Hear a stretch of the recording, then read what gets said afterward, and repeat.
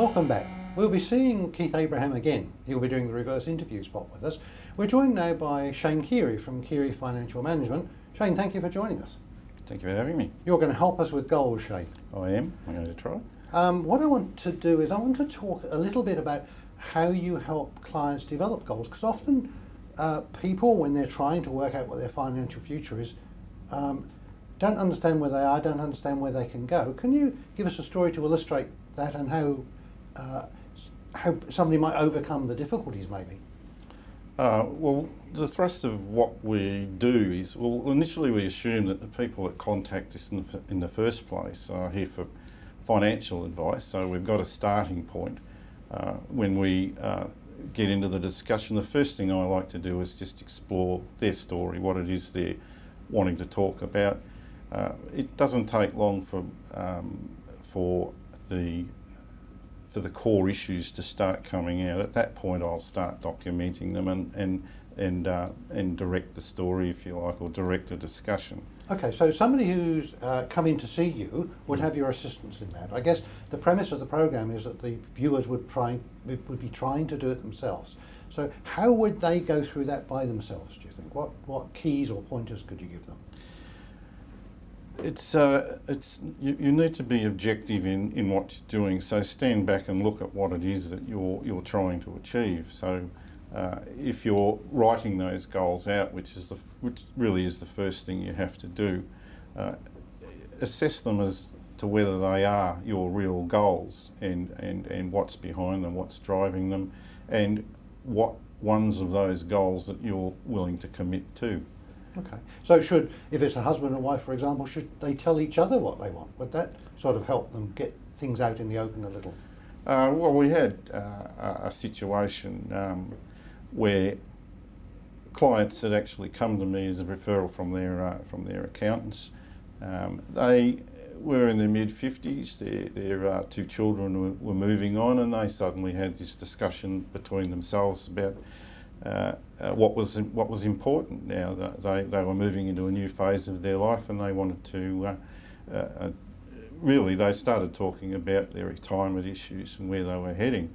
Out of that came fear. Basically, they certainly knew they had some things within some investments to fall back on, but as to how they were going to fit together to provide what they wanted, that was another story. So when they came to me, we explored what it is that they had, documented that. We then discussed what they were after, which was initially just to retire comfortably, as we so often hear, but comfortable for them might be something quite different for me or you. So it was important to get down to what they meant by comfortable.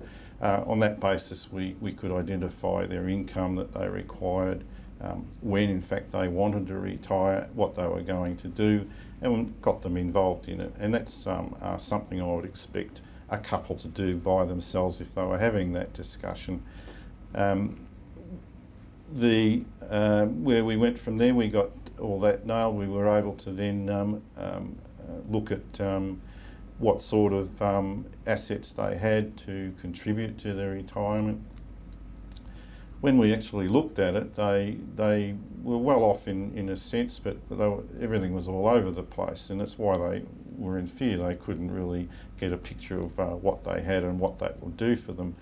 Ultimately, what they did was to, over a period of time, they set a retirement period of 5.5 years, it was at the time, and that's coming up towards the end of this year. In that period of time, they've downsized, they've invested what money they had in cash accounts and basically brought everything together.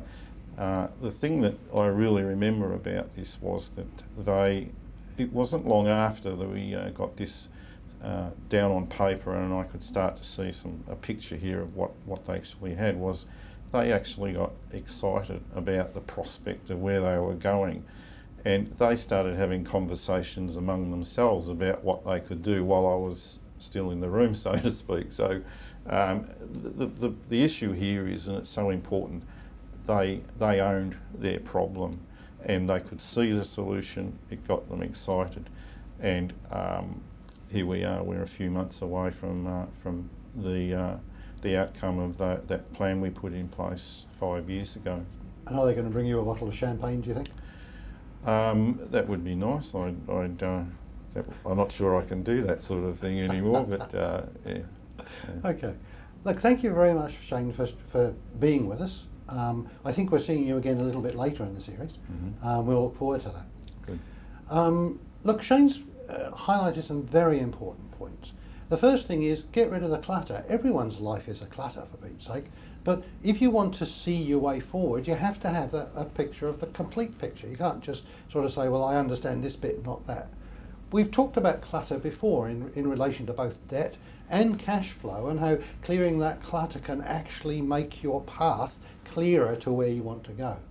The next thing that Shane identified that was really important is that when you actually can see where you're going, you can actually begin to get excited about it because you can see it's going to happen. So clear the clutter, make some goals, get excited about them, and I'm sure Keith will say the same thing when we see him next, that if you're committed to it, and that was the final thing that Shane said, if you're committed to it, it will happen. We'll see you after the break.